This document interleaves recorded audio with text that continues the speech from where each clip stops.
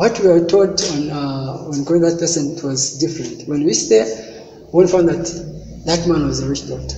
When you enter the grave, you should go at midnight without putting anything inside, just HTML. The white chitenge. Yes.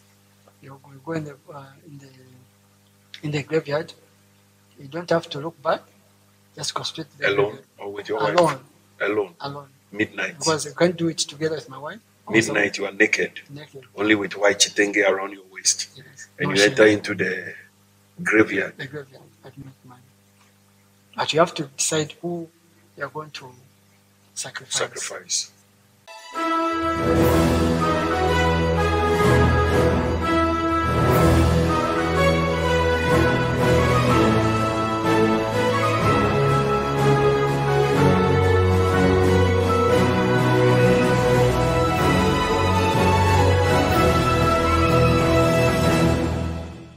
Viewers all over the world, we thank God for your life, and we thank God for the gift of life in general.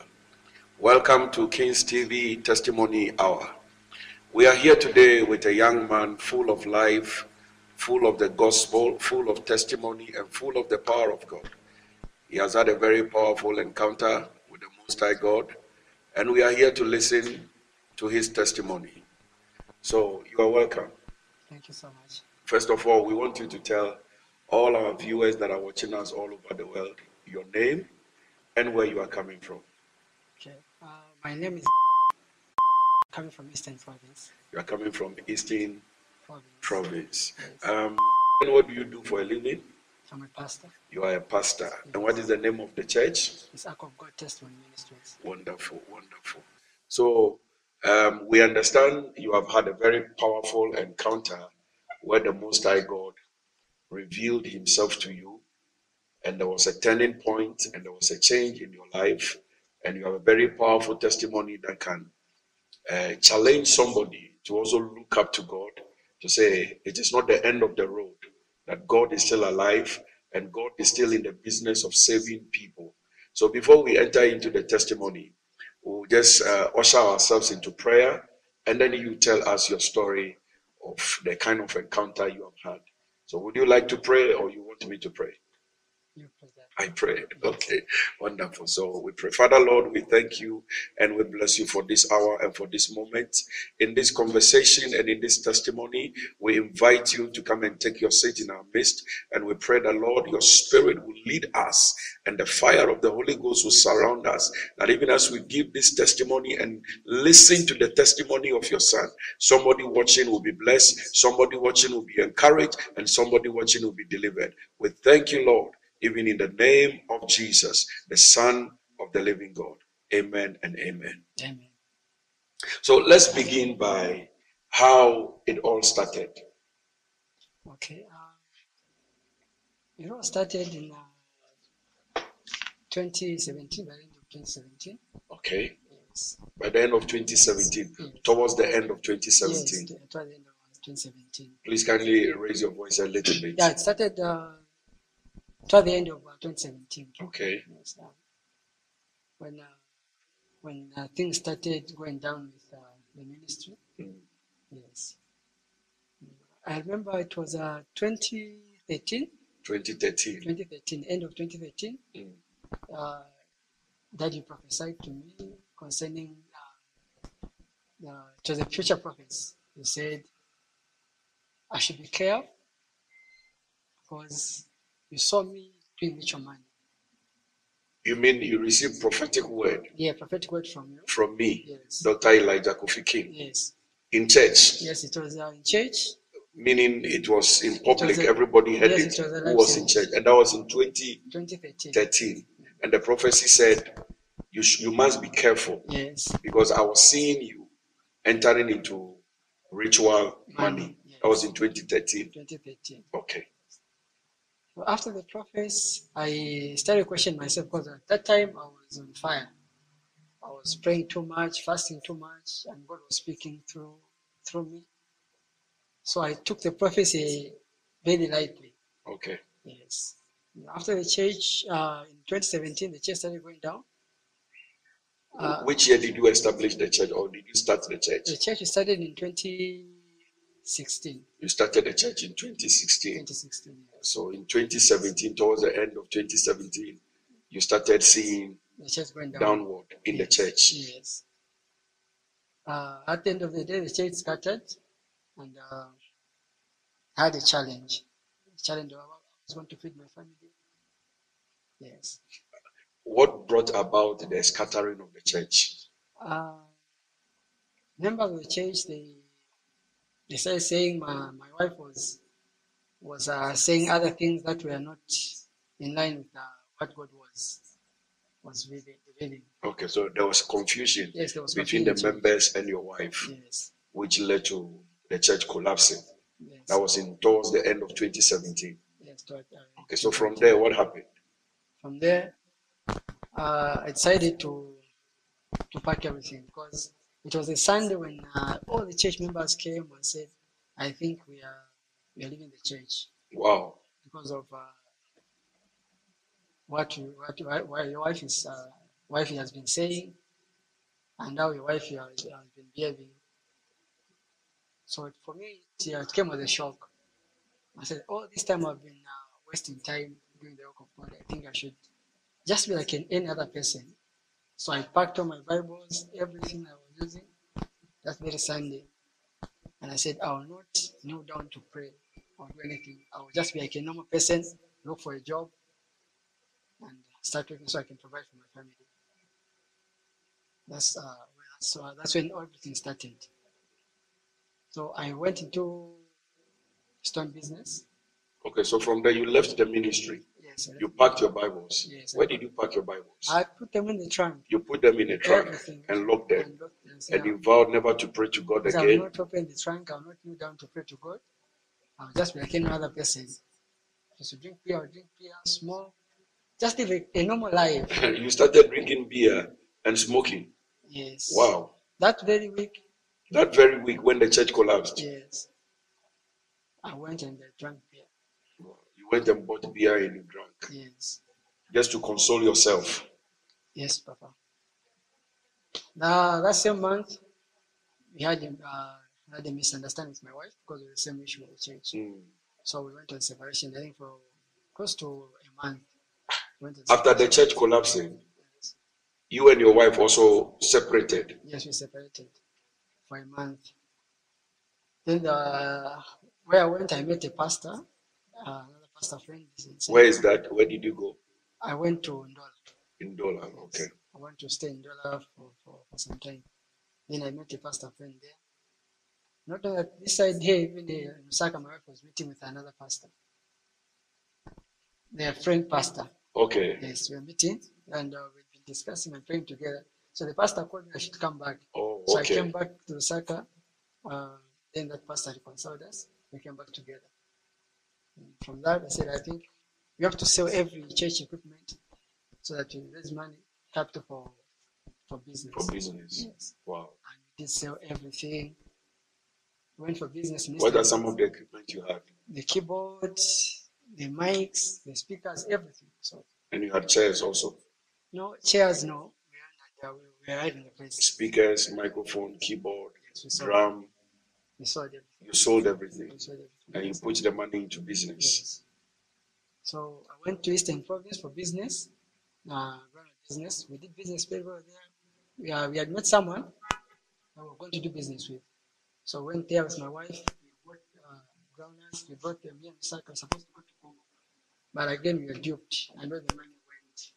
Oh, you lost all the money in business? Money in that business. So we have nothing to do now. What are we going to do?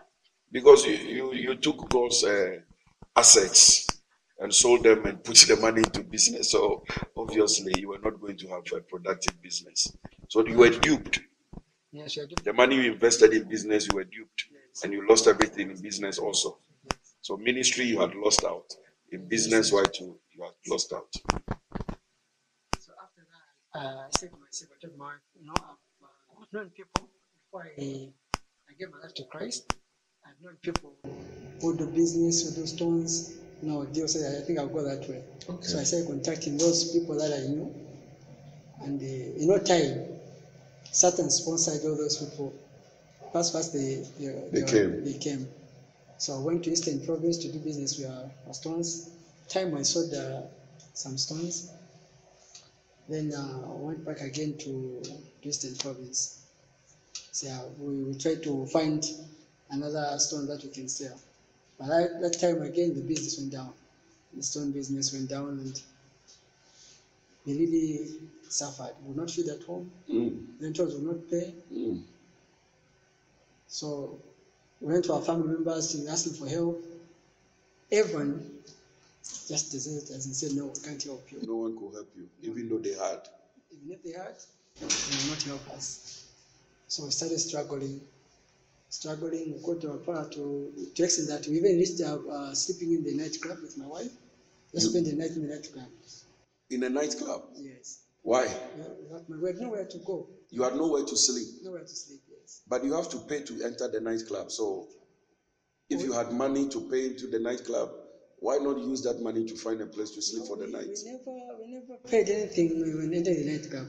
In fact, before that night, we went around the shops and we saying, no, we are from a far place, we have come here for a funeral, so that people can give us some money. And that was a lie. It was a lie. So that people can give us some money, so that we can able to feed our children and try to start up something. Yes. So it was difficult for us. At the end of the day, we slept at the nightclub. We entered the nightclub again and we sat there. Was it here in Lusaka yes, or in Ndola? Yes, in Lusaka? Yes. Which community? There's a nightclub in Charleston. Charleston. Yes. Now we went there.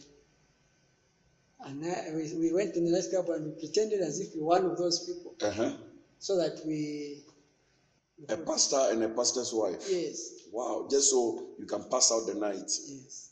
So around 05, because the nightclub went out, we went to my wife's parents. There we went there. We are not allowed to sit in the house. But the kids were there. Okay, your kids were there? Yes. Okay, with your wife's relative? Yes. But you yourself and your wife were not allowed to also sleep? Yes.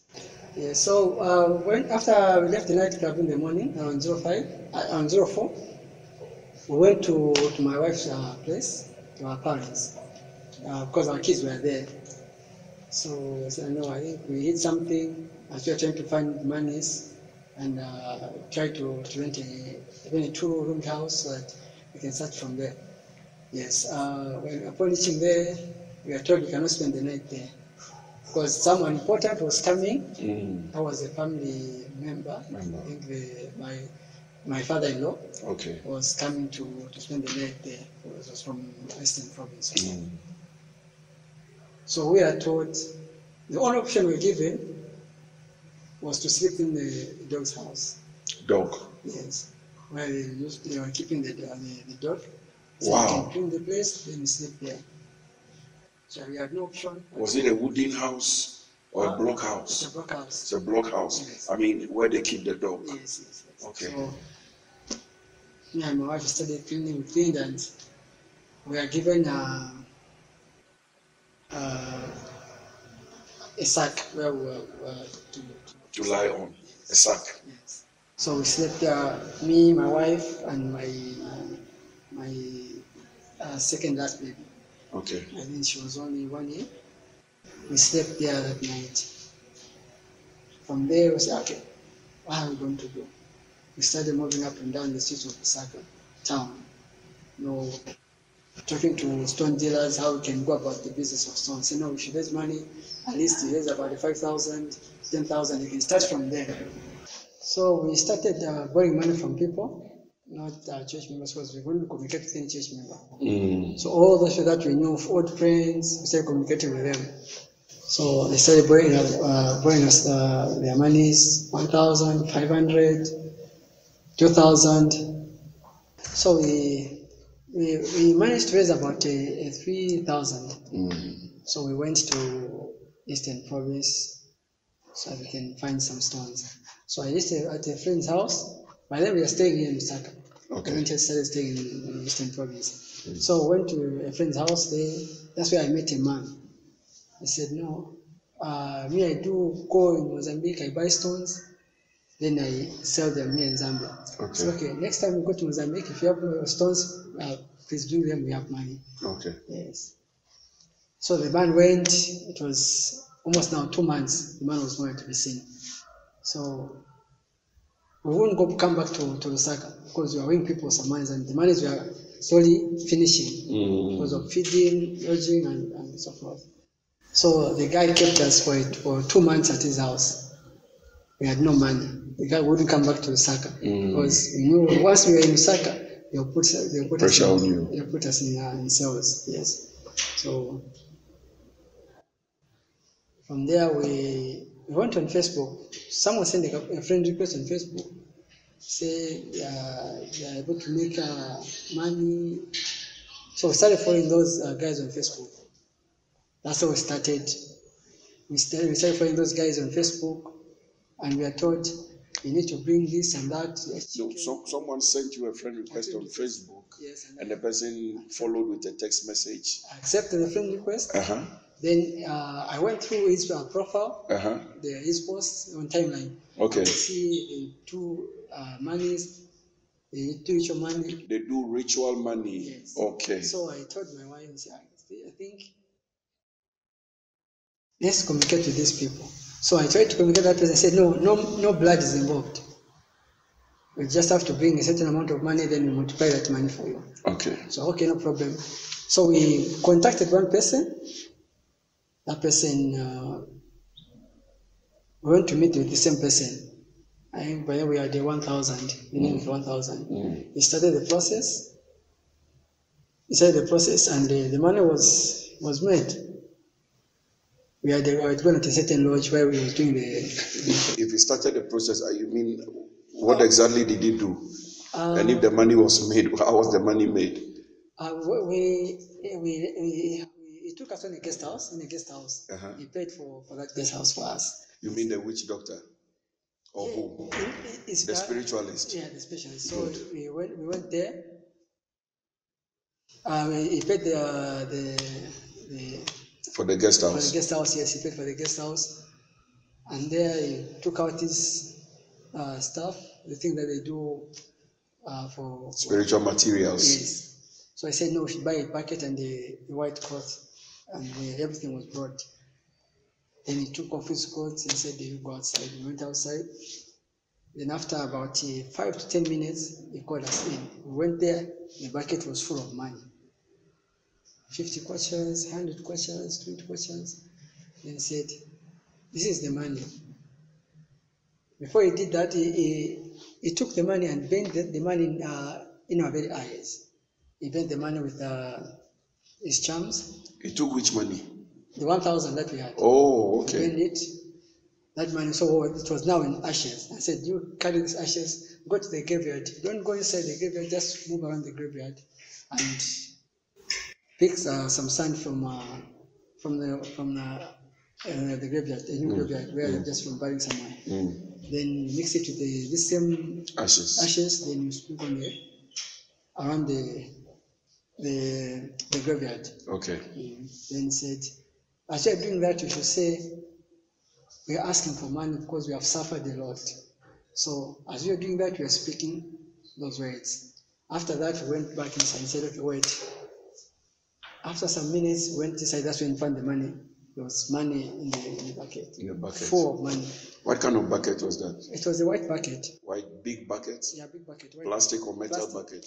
Plastic bucket. Yes. Okay. So I said, you see all this money. Inside, there's 150. 150,000 kwacha. Yes. So for it to be that this is real money, you get 100 kwacha. So I got 100 kwacha from it and said, let's go buy food. Then we continue tomorrow the process. So went to a restaurant. He said, give them the money. I gave them the money. That person collected the money, gave us change and gave us food and we ate.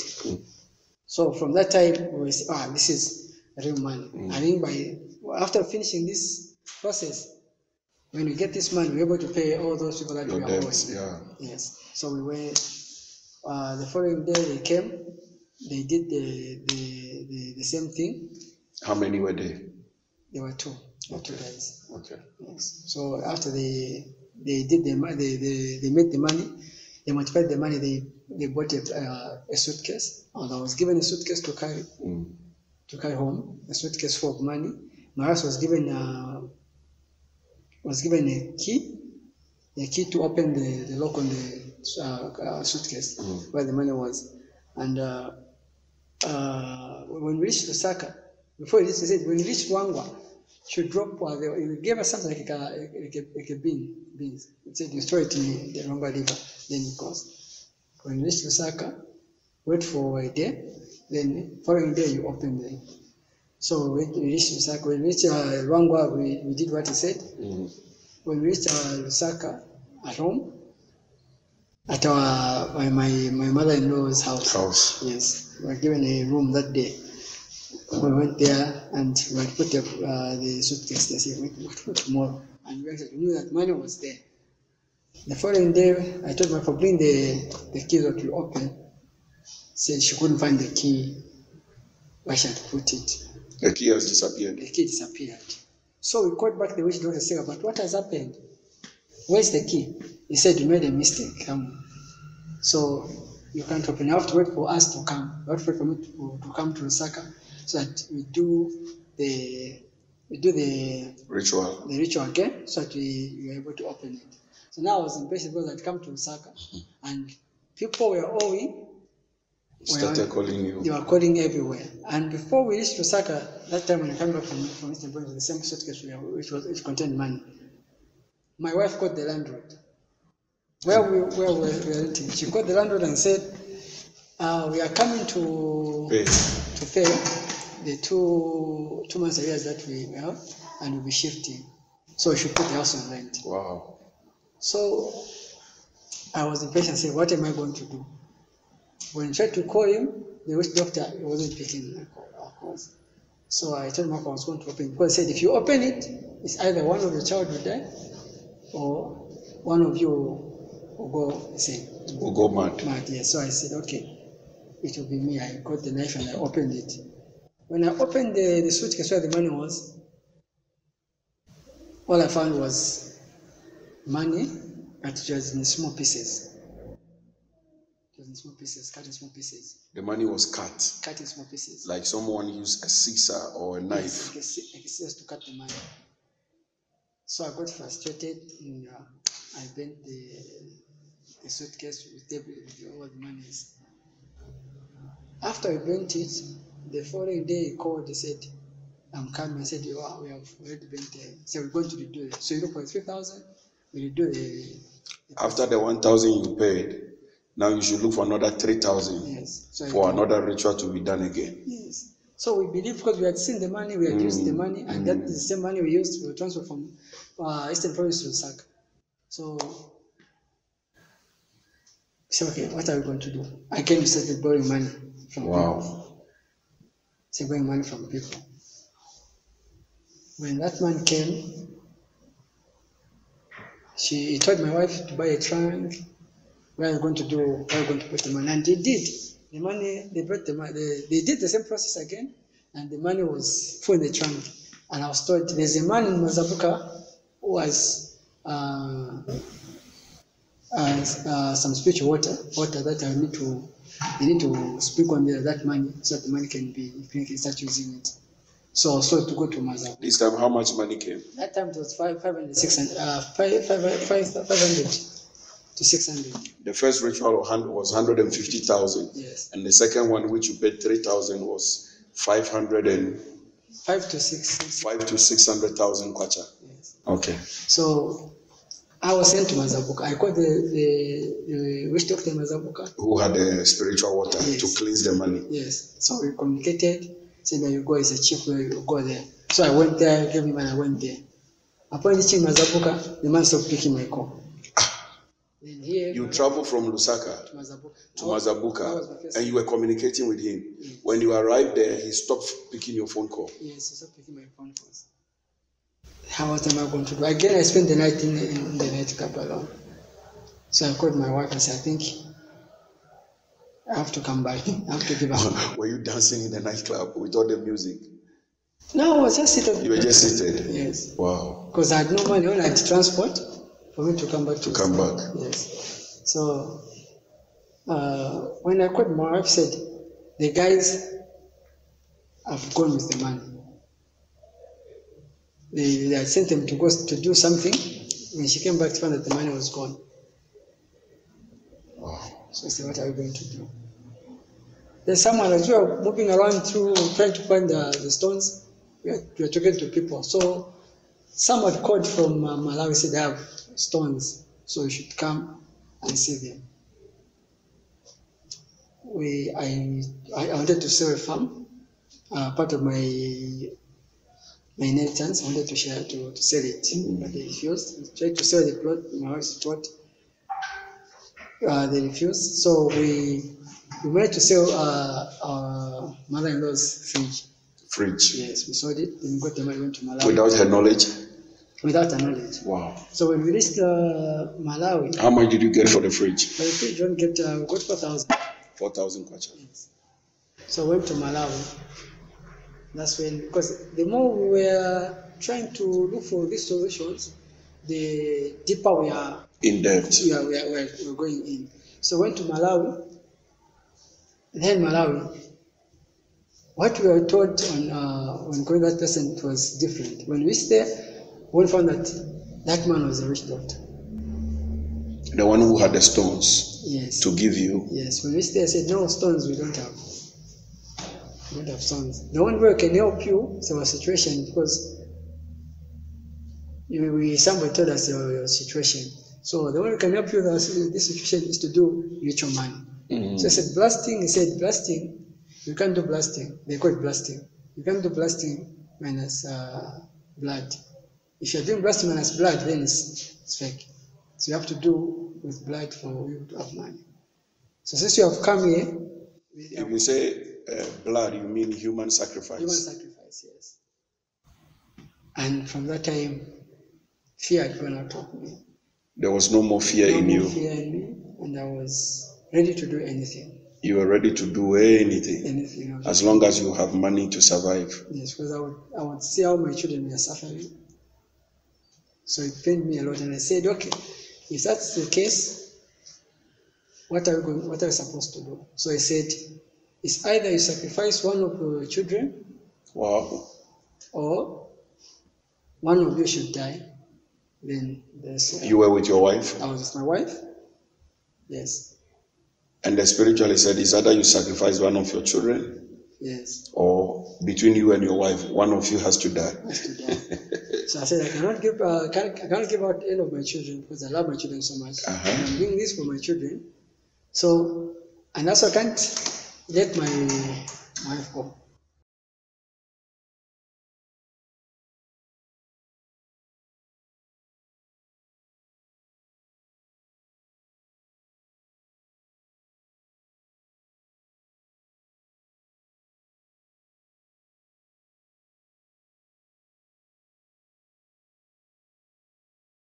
So you are welcome once again.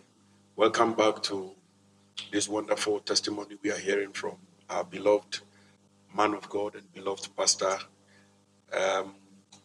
So Pastor, you were sharing your testimony, and before we went for a break, we reached where the church had scattered, and then you and your wife were also separated, and by the grace of God, you were brought back by this man of God who counseled you and brought the two of you back together, and you started moving from one place to the other. You went to the club and all that, and eventually pick it up from there. Okay. Thank you so much. After we left the nightclub that night, that morning, around 04. Around 04. Yes. We went to my mother-in-law's house. Yes. So when we went there, we reached there because our children were there. Okay. Yes. And we had gotten a mattress for them to be sitting on. Okay. Yes. So when we reached there, that night we were told we cannot, when it came night, we were told we cannot spend the night there. Because I call my brother-in-law, my father-in-law, because he's the sister to my wife's mother. Oh, okay. So we were told it was coming, so we cannot spend the night there. We cannot sleep in the sitting room anyway. So the only option we were given was to spend the night in a dog's house. Wow. So we had no choice but to spend the night there. Me, my and wife. where was the dog? There was still a dog in the house? No, the dogs was put outside because at The night dog were put outside. They untied the dogs. They untied the dogs. Yes. So, my God. So you were giving But the dogs when room. they untie the dog sleeps inside the house. So as we slept in the dog's house, the dog slept inside the house. Inside the house? Yes. So we spent the night there, me, my wife, and my second last child, yes. We spent the night there. And to my surprise, the mattress our mattress that we bought with our own money, is the one they were using to give the man for the guest. For the guest who came. And us were given a sack where to sleep. A sack? Yes. What kind of sack? This sacks where you put sacks. Meal sack. Yeah. On the floor. With your daughter? Yes. With your second child? Mm-hmm. How old was your child then? She was only a year. She was only 1 year? Yes.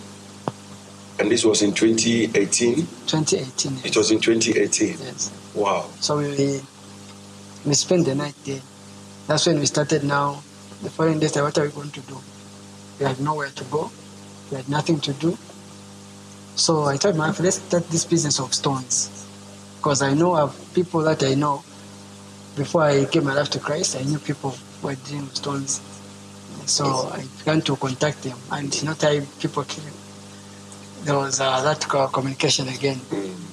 And we started doing the same business with stones. We would get someone stones, we sell for them.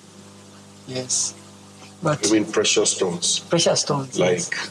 Gold. Gold. Yes. Gold, we would sell blue sapphire, corundums. Okay. Okay. Yes. All those kinds of stones we would sell them. So that's when we said, no, go to Mozambique. Because Mozambique there are some stones. Okay. Yes. So we reached Eastern Province. I had a friend there. We reached Eastern Province. At my friend's house, we found someone there. He said he goes to Mozambique and they bring stones. I said, you can't go to Mozambique because of the money that you have. It's little money. It's little. Yes. So when you go in Mozambique, bring the money. Bring the stones, then we'll buy. But that man went for almost two months. They're just there. Without coming. And the money that we had started finishing, little bit by bit. So we were scared to come back to Lusaka because we were owing some people. We had borrowed some money. So the only way we can go back to Lusaka is when we find those stones, go sell them, then you pay those people. Make some money to pay off your debt. Yes. So it became very difficult for us. So one day, I received a friend request on Facebook. So I checked the profile of that person. I saw that money, that person was doing mutual money. And he was saying, he was doing it live. There was a video that was playing how he used to do it. Put money, would do it. And he said, this process does not involve any blood. So I told him, I think let's try this one. By that time, the prophets that we gave me in 2013, I could not remember it. All these years I would remember it, was always in my mind, but that time I could not remember anything. So we tried the guys on Facebook, we contacted them, and finally we met with them. He said we do this money ritual. It failed. So we went through Malawi. Somebody called us from Malawi. Talk us through it. When you contacted the spiritualists for the ritual money, you met yes, in person, one-on-one? Yes, we met one-on-one. Was it in Lusaka or where exactly? We met in Eastern Province. Eastern Province. It was coming from Lusaka. Which town exactly? Katete. Katete, okay. Now, when you met these spiritualists, talk us through it. What did you discuss? What did he do for you? We told him we have issues. You have issues. You're suffering. You have no money, and you have nowhere to stay. So we want fast money, fast money, so that we can tried to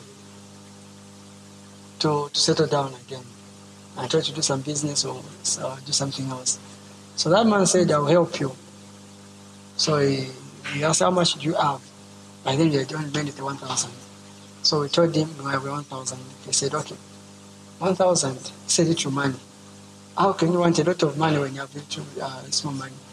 Okay, I'll help you because you people are suffering. I consider you're suffering. So now he got us. He took a guest house. He paid for the room. And how much was the room? The room we paid, it was 150. Kwacha? Yes. Okay. So he paid, and he told us we have to look for 100 kwacha. The old 100 kwacha. One for our first president. Okay. Said that we don't have. So he produced that 100 kwacha. I said, this is the one we used to do the blasting. We call it blasting. Okay. He explained to us. By then we didn't know anything about blasting. So this is how we do it. So he did the process, started the process, got these things, and made some issues. Got the 1,000. We had put it in a black thing, like a card box like this. He put the money there. He said, step on the money. On top of it, we stepped on it. Then he took it, he opened it. The money was all in ashes, was on ashes. He didn't set the money on fire with matches? No, he didn't. He just told you to step on the money. To step on the money. After stepping on the money, did you step out of the room and came back to find the money turned into ashes? No, we didn't step out of the room. We were inside the room. We know this was happening. Now, in that guest room, did he, when he set his spiritual materials, did he cover, was there a curtain to cover? No, it was live. I was doing it live. So you stepped on the money and right before your eyes, yes, the money had turned into ashes? Ashes, yes. Was he alone or there was someone with him? We were 4 in the room. Okay, he also came with someone else, and you were with your wife. Yes. Are you not sure that money he asked you to step on, in a blink of an eye, he took that money and pocketed it? No, we were watching. We were watching every process. We were watching what he was doing. He didn't get the money. Or what he did was he just put the money in that card box. He closed it. Then said, "Step on it." He stepped on it. He said, he took it and he opened it. Then money has turned into ashes. Then said, what you need is soil from the grave. You get soil from the grave, a fresh grave, whereas just from burying someone. Get that soil, mix it with this money, then you go around the grave. You'll be throwing the ashes and the soil. So you went to the grave? Yes. What time? It was during the day. So at night you cannot enter the grave. Okay. I mean, during the day you cannot enter the grave because everyone will see you. So you have to enter in the night. So you went at night?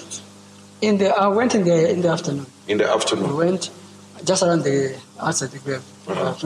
He told us to say, as you are throwing those ashes, talk to the spirits. The money has come from the graves. So you should talk to those who say, we want money. We have suffered a lot, want you to help us with money. So we did it, and he said, okay, let's go back. The 4 of us went back again to the same room. He asked to close it.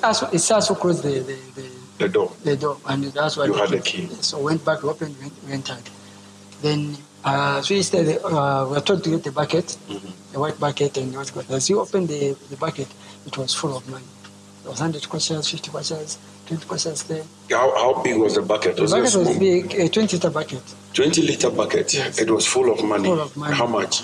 It says for 150. 150,000 kwacha. Yes. Okay. So I said, this is the money, and this is real money. So for you to believe this is real money, get 100 kwacha from it. So I got 100 kwacha from it. I said, let's go to eating place. We went to eating place, a restaurant. I said, give them the money. I gave them the money, and we were saved, and we were given change. So this is real money. So after doing that, after what we saw, we got moved and said, this is real money. I think our problems now will be over. Yes. So the following day, we continued with the process, and we bought a suitcase. We put the money there. Before that, he said, this money has to be cleansed because it has some negative power. If you start using it, it will bring an effect on your life and on your family. So you need to bring another money. So we don't have money. As you can see, your brother said, okay, he said, How much money did he ask for he again? asked for 14,000. 14,000 kwacha. Yes. So I said, you don't have that kind of money. Is there any other option? He said, the other option, you have to kill. Kill as in kill a chicken or what? No, you have to human sacrifice now. You have to kill a human being. Yes. So on that one, I first refused and said, no, I can't do it. And who was he asking for you to kill? He said I should choose between my children or one of me or my Either wife. you or Yes, your wife yes. or any of your children. Yes. And how were you going to kill? Were you going to kill physically or you were going to kill through spiritual means? Spiritual means. Okay. Yes. So we refused. So but see, we tried to beg with him. Then he talks to his God, the thing that he had there, and that thing started speaking on its own. He spoke to it and started speaking. Spoke. Then he said, okay, I've been allowed to carry the money. So we carried the money. And what language was the spirit speaking? I won't understand the language. It's a language you don't understand? No. Not any of the local languages here in Zambia? No. So he locked the suitcase where I had put the money. Then he gave me the suitcase and he gave the keys to my wife. And he said, when you reach Rwangwa river, you should throw it in the river. What was that? A small thing like a bin. Like a bin. So we went back to Saka. We reached Rwangwa, we did the same. When we reached Saka, we said you should open the suitcase the following day. So the following day, said, okay, bring the keys, we want to open it now. It was at my mother-in-law's house. Where we had gone. Because by then we never had where to sleep. Where you slept in the dog house? Yes. Okay. So that day she wasn't around, so we entered the house. Okay. Yes. So when I said bring the key, when I told him I have to bring the keys, he said, where I put the keys? There's no keys. We tried to look for the keys. He said, we called him, he said, you made a mistake somewhere. So you have to wait for us to come. Because if you open it, it's either you go mad. And did he tell you the mistake you made? He said the mistake you made, the bin that you gave you did not throw it in the river. Did not fall in the river. But you are sure you threw it in the river? I threw it, but I'm not sure if it fell. If it fell in the river, yes, because you were on the bridge and the car was moving. Yes. Okay. So after that, I had pressure. People that we were owing started calling us from everywhere because we had borrowed a lot of money from people. And seeing the 150,000 kwacha, you had probably also called the people to say your money is on the way coming. Yes, when we were coming back from Eastern Province with the same suitcase which contained money, my wife called the landlord who had, because all our things were confiscated. They confiscated all our things, all the mattresses, the beds, fridge, everything in the house. And where I'd put the Bibles, the trunk, still there. Because we hold them 2,500. Even now, it is still there now? There. So we... With your former landlord? Yes. Okay. So your wife had told the landlord? To put the house on rent, because we are just coming to pay the 2 months arrears, then we carry our stuff. So it took another 2 weeks. We were unable to go there, because the money that we said we had made money, we didn't get. So you didn't find the key. What next? I called the daughter. I said, you made a mistake. So the keys have come back. To him? Yes. Wow. So he has to come to Saka, the keys. So I think we open it. Now I was frustrated. So I got the knife and said, I'm going to open it. So if you open it, it's either you go mad or your wife, or you lose one of your children. So I told my wife, it will be me because I'll be the one to open it. So I opened it. Upon opening it, we found only money in pieces. Was it a lot of money? It was a lot of money, but it was in pieces. They were all cut in pieces? All cut in pieces. So what are you going to do with this money that has been cut in pieces? So out of anger, I took it outside and I set it ablaze. You set the money ablaze? Yes. Wow. And the bag? Everything. Even the bag, you burnt the bag also? I burnt everything. I said I was waiting for me to go mad. It was one of my children. Then after a day he called. He said, I'm coming. He said, we have spent here. He said, you have to redo it again. So because we had seen the man and we had used the money, we still had that belief that the money will still come. That's when now we had to sell our mother-in-law's fridge.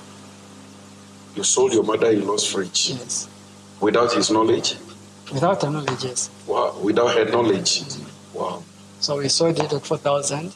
Because we tried to sell land for my wife's land. It didn't work out. It didn't work out. I tried to sell my inheritance, it didn't work out. The family refused. Okay, the family refused. Yes, because no one was willing to help us. Just the two of us. Me, my wife, and the kids. Okay. Struggling, yes. So we sold the fridge, and that man came. They did the same process again, and I told them we should go to. And this time, how much did he ask you for? This time he said we should raise about 3,000. Okay, and you sold the fridge for 4,000. 4,000. So you gave him 3,000. Yes, we gave to blow up for you. Yes. So after that, we did the same process. Then I was told the water that is need to be used to clean to cleanse the money. You have to go collect in Mazabuka. There's a chief there. Also a witch doctor. And also they contacted each other. They called and we talked and said, okay, I should go there. So that's how I went to Mazabuka. Okay. I called the man and said, yeah, you find me. I went there. When I reached there, I couldn't find the man. The man stopped picking my calls. He stopped picking your phone calls? Yes. So I called my wife here and said, but what's happening? Because my wife was the one who made the trunk where the money was. And this time, how much money? It was 500 to 600. 1,000 kwacha? Yes. And we had seen the man with her 2 eyes. So after that, I told my wife, I think, let's just carry the money and go. So I got on, I spent the night, Mazabuka, I spent the night because I didn't have money for lodging. So I went again in nightclub. That's where I spent the night in nightclub. Wow. People were dancing, drinking, I was just sitting there. Waiting for the night for dawn to come. The following day, I got on a bus. I came back to Lusaka. Upon reaching Lusaka, I called my wife. She said, those people, they have just left with the trunk. With the money? With the money. They have gone. Why? Because we didn't get the water that they wanted. The water? So they have gotten the money. So how can they have the money? They have duped us or what? Is this fake or what? But that thing was real. So the more I got frustrated. As the process, as we were trying to put our minds together, someone called us and said, I have stones, so you should come to Malawi. Okay, before we continue with Malawi, when you came back, you didn't do a follow-up because you had invested 3,000. We didn't know where to find them. There was no number to call? We tried to call the numbers did not go through. And the Facebook account where you became friends? It was blocked. It was blocked? We tried to look for it on Facebook first. Wow. So we ended up now selling our cell phones, at cheap price so that you should go to Malawi, get the... What was in Malawi? Stones. How did you get to know about the stones in Malawi? About the stones, because we had been going around dealing with stones, those guys. So we used to get stones for someone, then we sell for them. Okay. So the people from that side, they called and said, we have stones. We have stones, you come for more. Okay. Stones, yes. Okay. So we sold our phones. Okay. And borrowed another money. Then we went to Malawi. Upon reaching Malawi, what we found there was different from what we were told. That man said, there are stones, Kulibe. There are no stones here. Kulibe, meaning there is no stones here. No stones here, yes. So I said, at the situation that you are in, we can help you through... we asked him, can you help us through blasting or money? And he said, okay. Blasting, there's no blasting without blood. Blasting has to go with blood. So you have to blood, go, you mean human sacrifice? Human sacrifice. There's no blasting without human sacrifice. Yes. That's what he told you. Yes. So he said you have to sacrifice. By then we have already entered in his house. I mean, we came to this is a witch doctor's house. There are a lot of things there, human skulls. Wow. So, yeah, everything was there. Bones, So he said, since you have come here, you have entered my shrine, you cannot just go back like this because you have seen my nakedness. So you cannot go back. It's either you sacrifice one of your children or... But is it by force? You went for business and he invited you to his home. Now he's saying you have come to see his nakedness, that is a spiritualist. So you will not go back without participating. Because we had requested of him to help us through blasting. Okay. So that's when now he changed, now he just enter the house. Now, what is blasting exactly? Blasting is multiplying of money. Multiplying of money through spiritual means. Yes. Okay. They call it blasting. Okay. And that is how he invited you to his home. Yes. So we entered in that house, and that's a witch doctor's house. You realize it's a witch doctor's house when you entered into his home. What are some of the things that you saw in his home? Human bones there. Human bones. Human skull. Human skull. Yes, and a lot of different stuff. Wow. So, I hear there is a lot of witchcraft in Malawi to the point they even sell in market on tables witchcraft. Yes, they do. Or charms. Is it true? Yeah, it's true. Wow. So I by then fear has gone out of me. I wasn't fearing anything. I was ready to do anything. So we entered the house and he said, either give your child or either you or your wife. So I said, go outside and discuss. So we went outside with my wife. We tried, what are we going to do? My wife said, we should go back. I said, I can't go back. My wife said, no, we just have to go back. Let's leave everything and go back. I said, I can't go back because my children are suffering right now. We have nowhere to. If we go back to Zambia, go back to Lusaka without anything, what's going to happen to us? So we just have to be strong. So I said, okay. I told my wife, I'm going to sacrifice myself. I'll be sacrificed. Then you, when you get the money and the children, you live a good life, a better life. It will be better. I'm doing this because I love my children so much, and I love you so much. But my wife refused. When we went there, the Jewish doctor came and said, no, either you sacrifice, either because you have come the two of you. It's either you get one child. So I'm supposed to sacrifice two children, yes. So we refused. They said, the other way around is either you sacrifice one of your family member. That's when you can have money. And I was ready to do anything. I was ready to do anything. I was ready to do that. Because you had come to the end of the road. Yes. There was no future. There was no hope. The only hope was for you to get money by means of human sacrifice. Yes. It's either I get money or I die. That was just what was in my mind. Yes. So my wife talked me out of it, and that man said, okay, you go back, look for money, we come and do the other way around. Which is? We do the blasting without blood and... Okay, he just multiplied the money for you without any human sacrifice. Yes, but it requires a lot of money. That's what he said. Okay. So we came back. After coming back from Malawi, that's when we met a man who was talking about how he had been helping people in Katete. He had been helping people in Eastern Province. From Malawi, you traveled back to Katete? We are coming back from on your way to Zambia now. To Zambia? We are coming to Lusaka. Lusaka, okay. So upon reaching gotten a taxi going to Katete, because we're going to my friend's house to go and carry our things. That's when the man in the vehicle started narrating the stories. How in a taxi? How he has been helping people in Katete, how he has helped them to get money, solve problems and stuff. So we tried to contact that person. We talked to that person and said, no, you help us. But there was nothing. So the man we came back to Lusaka. Managed to come back to Lusaka. Then the man we met from my friend's house called, said he has stones. Said, okay, you come to Lusaka. The one who traveled to Mozambique. Yes. He called. He called now when we were in Lusaka. Because now when we came back to Lusaka, we were hiding. Okay. We stopped moving in the day, only moving in the night.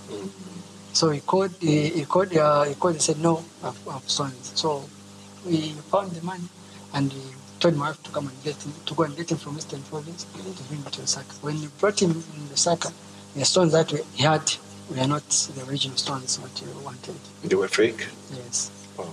And again, we had spent another money. Money again.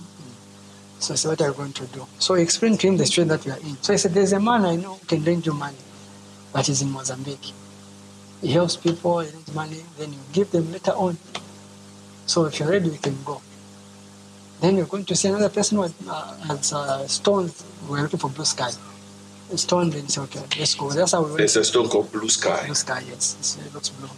So we went to Mozambique. When we reached Katete, because when you reach Katete, you turn to your right, you go to Chanida border. Yes. So he said, before you see Mozambique, that guy, what you do, you exchange with gunpowder. You should buy gunpowder. So he arranged for gunpowder. He bought gunpowder so that you go and change. With the stones? The stones, yes. Because gunpowder used to kill elephants, ivory. Yes. So we went there. We left the gunpowder at the border. We went to Mozambique. So not knowing that the more we are looking for this solution to our situation, the deeper we are going in. So we went to Mozambique. We reached. We started in the morning around 05. We reached the house of the same guy who had stones. We told he was going to the mines. It will take you 2 weeks to reach the mines. Wow. So the man said, okay. We said, okay, then take us to the man who you said is going to help us with lending us money, borrowing us money. Said, okay, we go. So by the time we reached that side, it was around 21. So we started from Chanita border around 05.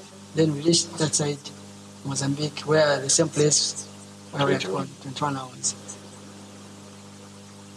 When we reached there, that man was a witch doctor. Wow. He was a witch doctor. They want to borrow you money? Yes. Turn out to become another witch doctor also. Witch doctor, yes. So that man said, I cannot lend you money at the moment because I don't have money. So what are we going to do? We had nothing. We didn't even have money, enough money to come back to the border. Yes. And it's a far place. So we told him our situation. They said, no problem, I'll help you. People do come in. I'll help. By then we had found there were a lot of people there from different places, from Malawi, Zambia, deep in Mozambique. Now, the people you found there who are from Zambia, were they people you could recognize? Were they people you knew? Were they people you had heard of? Were they people you had seen on social media or even on TV? Yeah, people, it was musicians, people were musicians. Zambian musicians that you know and you have heard of, and you have listened to their music. Yes. You saw some of them there. Yes. Was it a big shrine? Yeah, it's a big shrine because there's it was a big shelter where everyone was, like it's a camp where we're camping. So each one has this one issue that they are going to. They come with. Yes. And you all sit under the shelter. Yes, we all sit. So it's more or less like you are in a queue. When it reaches your turn, then you go and see the same man. Yes. So you could see each other. And you saw Zambian musicians. Yes, we saw Zambian musicians there. By the time we reached there, that's when one of the Zambian musicians, it's a popular song. You don't sing the song and don't mention the name. No, it's a popular song. He sang the song. It was from collecting the things from there. Collecting things like what? The ritual things for their music. Yes. Okay. You saw him? Yes, we saw him. Wow. So when we reached there, he explained to us how it is done. We told him about blasting, said it's a lie. All those who have been just taking monies from you. There's nothing like blasting without blood. So you have to be strong. You have to sacrifice either one of your relatives or one of your children. And you had no option. Your wife was there with you? My wife was there with me, and that was, we said, this one will be our last stop now. So when we were there for a week, then he said you should look for a white chicken, a village chicken, white chicken, should be white. You said you had no money on you. Even money for transport to return back to Zambia was not there. Yes, and you never, stayed for a week. So where were you lodging? How were you eating? It's deep in the bush in the villages. You mean the shrine? The shrine. It's very deep in the bush and in the village. Yes. So how were you eating? He was feeding us. He was giving you food? Everyone there. Yes. Oh, all the guests that were there, he was cooking for them? Everyone. There was nothing like restaurant where people could go and buy food? It's in the bush. Okay. And shelter too was provided? Deep in the mountains. Deep in the mountains in Mozambique? Yes. Chai, you have suffered. So he was feeding us there. We eat meat and other... Bush meat? Yeah, bush meat, cow meat. Cow meat. Then you were enjoying free food. Okay, continue. So he explained to us how it is done. So he said, you have come to the right place and we are going to help you here. You go back with a solution. But there are some things that you need to do. You have to buy a chicken, a white chicken, and you have to buy a goat for sacrifice. So we didn't have money. We started arranging for money. Whilst you were there, you were arranging for money from Zambia? Yes. For people to send you money? Yes. Okay. And the money was sent to us. How was the money sent? It was sent through MTN money? Okay. Yes. Because there we are Zamtel, able to connect someone who was Zamtel in Mozambique. Okay. Yes. So we got the money, we found the chicken, we bought the chicken, and we were supposed to buy the goat the following day. So I said, before you buy the goat, you have to go back to Zambia. You have to go back to Zambia, you go and talk to your ancestors there, so they should come and speak for you here in Mozambique. So you have to go to the grave of one of your relatives. So and do what? Correct the sand from there. Okay. Yes, but as you are going back to Zambia, you need to buy a white cloth, like a wrapper, kitenge. Yes. So that when you enter the grave, you should go at midnight without putting anything inside, just a kitenge. The white kitenge? Yes. You go in the graveyard. You don't have to look back. Just go straight to the alone graveyard. Or with your wife? Alone. Alone. Midnight. Because I can't do it together with my wife. Midnight, you are naked. Naked. Only with white chitenge around your waist. Yes. And you enter into the graveyard. The graveyard at midnight. At midnight alone. Yes. And you had courage to do it. You did it? I did it. Wow. You are very courageous. Very, very courageous. Because I said my wife cannot do it, I have to do it. So I came back to Zambia. So I went to Ndola, to one of my relatives' graves. At midnight. Now this grave, was it the only grave there, or there were different other graves? It's a cemetery. It's a cemetery, and you entered, but you could recognize that this one is your relative grave. Yes, because I knew where you buried. Yes. Jay. So I went there at midnight, and I was told not to look back. I should go straight. I should before I enter the cemetery. I should clap 3 times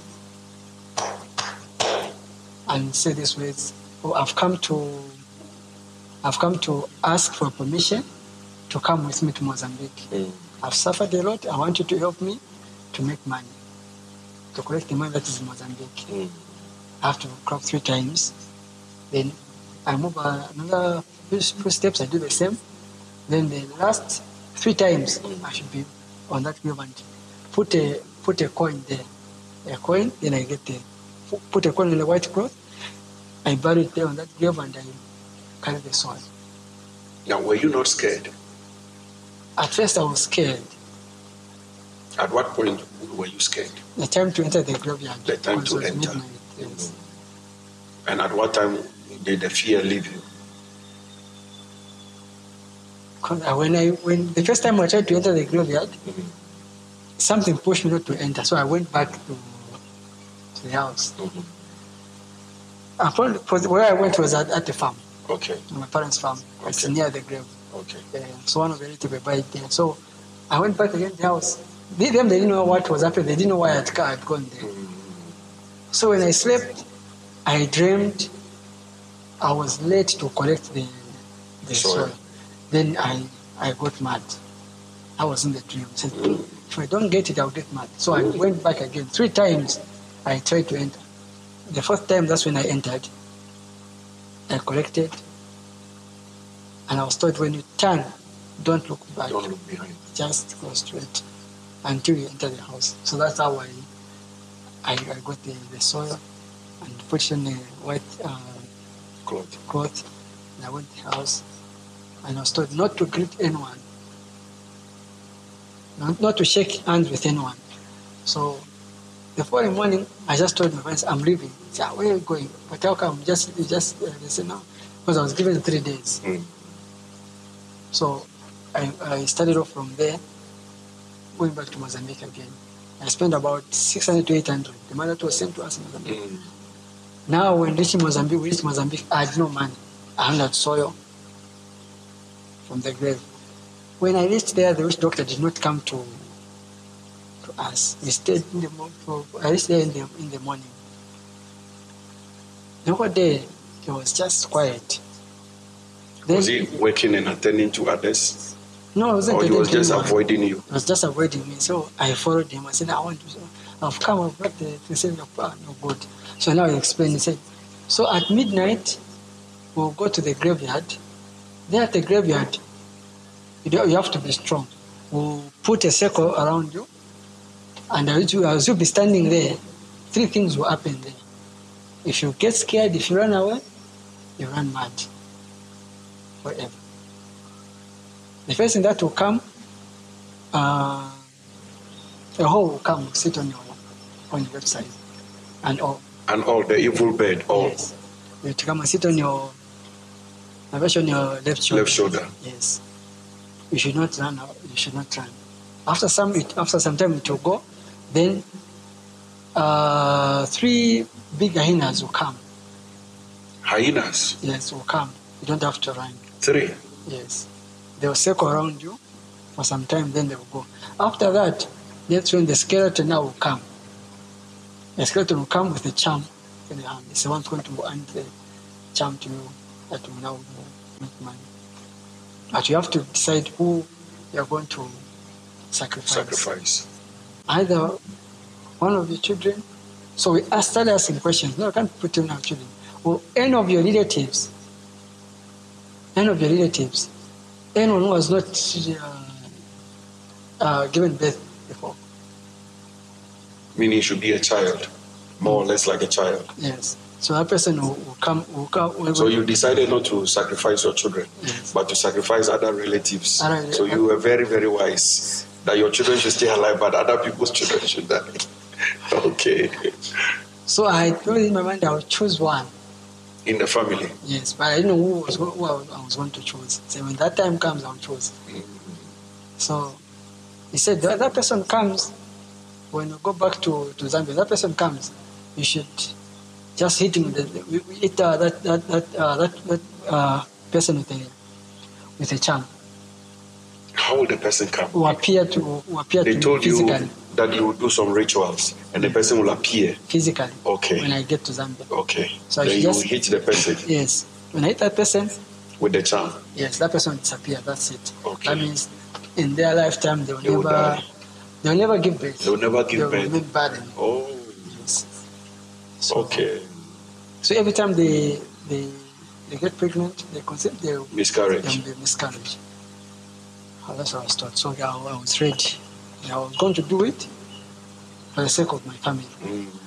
Because I had that anger in me because of what my relatives had done. They will not help us, they will not do anything. So I was ready to harm them in any way. So all this time, the prophets, you gave me he prophesied in 2013. 2013. I couldn't remember anything. And this incident that happened in Mozambique was in 2018. 2018. So that was 4 years, right?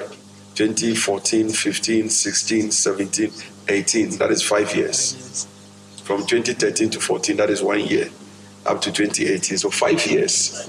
So 5 years prior to that, I had prophesied to you that I was seeing you in the future involving yourself in ritual money, and you have to be very careful so it doesn't happen. Yes. Wow. Wow. And that time the prophet was being, well, the time you're prophesying to me, I was on fire, so I wouldn't understand the prophet's prophecy. But I believe you didn't even believe it, that it will get to a point, somebody who is on fire, who is a man of God, who has a call of God on his life, who could see people's issues and prophesy. You didn't believe there would come a time that this prophecy the man of God had prophesied was going to even manifest. Yes, I doubted the prophets and said, how come? I will always tell my wife, that prophecy that Papa gave me, it is not from God. It is from God. How come? So that night he said, we'll go at midnight. I'll come and get you so that you will go. We slept. And did he tell you how many skeletons were going to appear? No, he said just one. Okay, just one skeleton. And that skeleton, when it comes, it was going to hug me. Wow. And to me the skeleton will hug you. Yes. Before he gives you the charm. Yes. And you were ready to hug a skeleton. I was ready to hug a skeleton. Hey, you are bold. You are very, very bold. Wow. I don't know what was driving me. There was no fear in you at that time. Fear had already gone. Wow. There was nothing like fear. Wow. So that night we slept. And I was telling my wife, tomorrow we are going to back change people inside. We're going with money and all our problems will be over. Yes. So that very night, we slept as usual, the way we used to sleep. A lot of people there, because even whites will come there. Oh, really? He's a very powerful doctor in Mozambique. So before that night, he asked me, why did you go to Malawi? Well, there's a man they call... Don't mention There's a man there in Malawi, and there's another woman who was one blessed. Why did you go there and do it? He said, no, I wanted to come here. This was the last station. He asked you, why didn't you go to this other witch doctor? Yes. And this other woman also, who is a witch doctor. Why didn't you go and see them in Malawi? But you had come to him in Mozambique. Oh. So I said, no. And you knew them before? No, that was the first time. You were hearing about them? Yes. So, we slept that night. When we slept, I heard some noise. A man came to me dressed in white with a gold band around his face. I couldn't see his face, but his face was shining. Then he stretched his hand to me and said, come and wake up.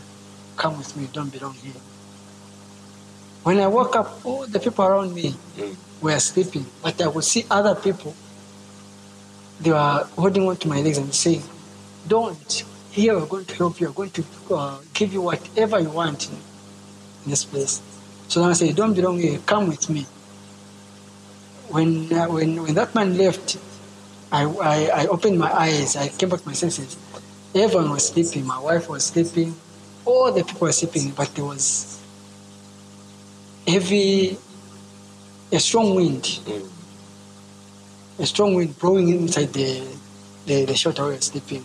And animals, with different types of animals, crying, making some noise there. When I woke up in the morning, when I tried to wake up people, they were as if they were dead. Then it came in the morning when I come to say, I asked my wife, did you see what happened? He said, I didn't see anything. You asked your wife? Yes. Did you hear anything? He said, every person I asked there, did you hear anything? He said, didn't hear anything. That very morning, the witch doctor came and said, I cannot help you because tonight I've been beaten and I cannot help you in any way. I cannot give you any charm or do anything because no one can help you. Only God can help you to get out of this situation. So please carry your things and leave my shrine. My wife cried that day. Really?